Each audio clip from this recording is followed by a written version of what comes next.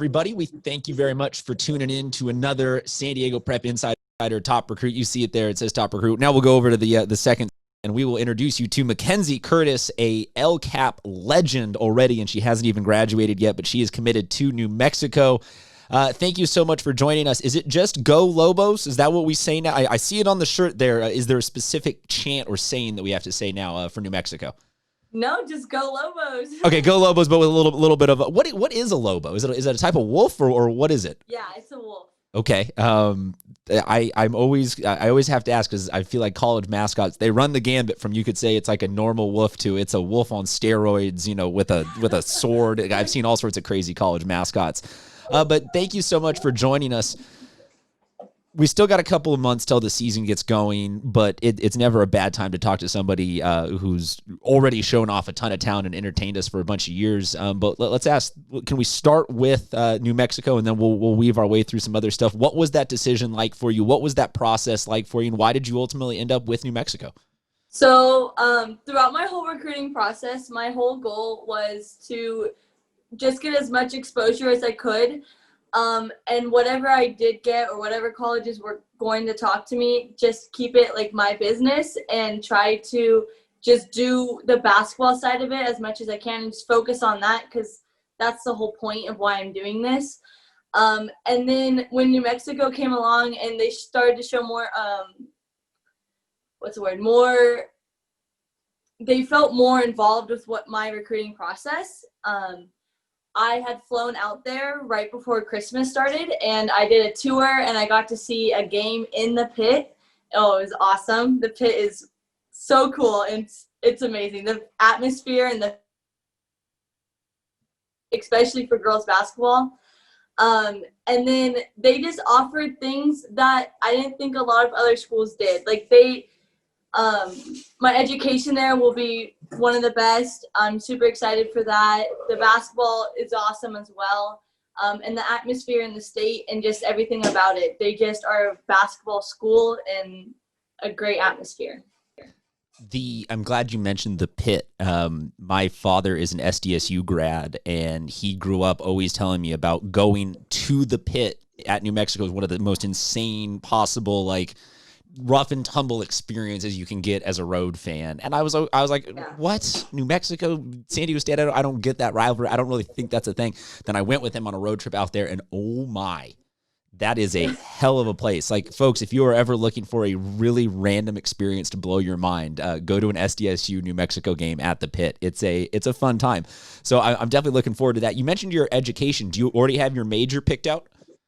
I plan on going into education and becoming a teacher. Okay. Now, does that mean you want to go be a Zoom teacher or a real in-person teacher? Watching my dad do both, I still prefer being an in-person teacher.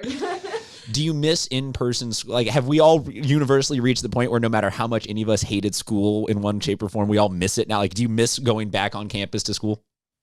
Oh, yeah, for sure. Even though I chose to stay distance learning just for, like, safety and everything, can't be too careful nowadays, I still miss it and, like, the atmosphere and, like, just the high school experience. It's not the same on Zoom. It's a homeschool experience. Look, trust me, I'm with you on the fear. Nobody has been in this studio. It's just been me on Zoom calls for months now. I'm with you, but it does feel weird that no matter how much any of us, especially going into senior year, that senioritis of over this AP history class or whatever it is, everyone's kind of like, no, I'd be down for an hour-long lecture on something like that if it was just in person and with everybody again. Yeah. So I think somehow everyone's going to end up liking school more out of this. It's all very confusing, topsy-turvy times. I'm while you're talking, I'm looking through all of your Max Prep stats, and it seems like scoring 20 to 40 points is basically just a standard Tuesday for you. What is that like, scoring 40? As somebody that is basically, like, I fouled out of all my Pee-wee basketball games and gave up on the sport, what's that like, scoring 40 points? I mean, that's my role on the team. Like, one thing that we've started even from freshman year is we all have a role on the team. And your role is just to score a ton? Well, not just like when it comes to that, like you also like there's the pressure that comes with it at the end of the game and things like that. And so I, even as a freshman, came in taking on a big role, leadership wise, on the court wise, just everything. And part of my role was scoring. And so if someone was in trouble, it's my job to go help them and pick up the pieces behind everyone else. And the biggest thing is like people look at my stats and like, wow, that's a lot of points, but they don't realize that's a lot of helping. Like there's a lot of my teammates do for me as well to get those points. True. You're not playing Kobe ISO ball. You're not just dribbling down, scoring on your own there, but still that has to feel pretty good. Like, again, as somebody, like I said, who never achieved that kind of stuff, do you just know after like the first or second shot, like, oh, this is going to be a good night, I'm going to put up 40? Or do you look up sometimes and you're like, wait, I scored 26 and it's only halftime? Like how do you in real time experience putting up 40 points? We, as like talking with our coaching staff and everything, we don't tell me. So I would prefer not to know what it is or how much it was or whatever it is, because in the end, that just gets to my, like, that's not the point. Like, we're there to win the game. So however many points I need to score to win. So to me, like, I don't like really, it's a bad thing to say, but I don't really care how many I score as long as we win. No, this is good. This is good. The college coaches watching right now are all thrilled that you're giving the very good leadership answer of you don't care, and you're already well-versed in good athlete speak. Like, you're going to give great post-game press conferences for your 4 years in college and beyond.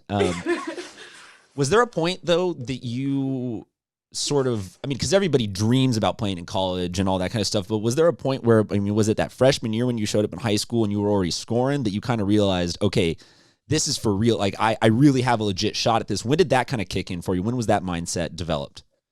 Yeah, I mean, like you said, like everyone's dream is that. Like, I remember in middle school, I'm like, oh yeah, that's my dream. Like, I want to do that. And then when I got to high school, it just became fun. Like, competitiveness, that just grew in me. And like the atmosphere with the team and like the championship, like there's a next level to everything. That idea just grew in my head. And I was like, I can actually do this. Like, putting in that extra work becomes fun for me now. And like my teammates and my coaches can vouch for that. Like, shooting in the gym just because I like need to like get my shots up, like I will do that for hours on end. And that's what the college level is like that extra work, that extra step, that extra mile, whatever it is. And I'm just really excited to get to that point. And I would say it might have been like my freshman or sophomore year where I was just like, yeah, this is it. This is where I'm going. You mentioned a lot of time in the gym. Basketball players do tend to spend, I mean, athletes in general spend a lot of time alone, grinding, putting in the work. But basketball players, there's a certain context of, you put your headphones in or you got tunes going. I'm starting to just ask everybody that we talk to if they'll share a little bit of what they're listening to right now, or historically maybe what has been their good pregame mix. So A, can we get you to submit a little bit of a playlist on our Spotify? And B, would you mind sharing one or two of those songs with us right now that have been really good for you over the last couple of years? Oh, I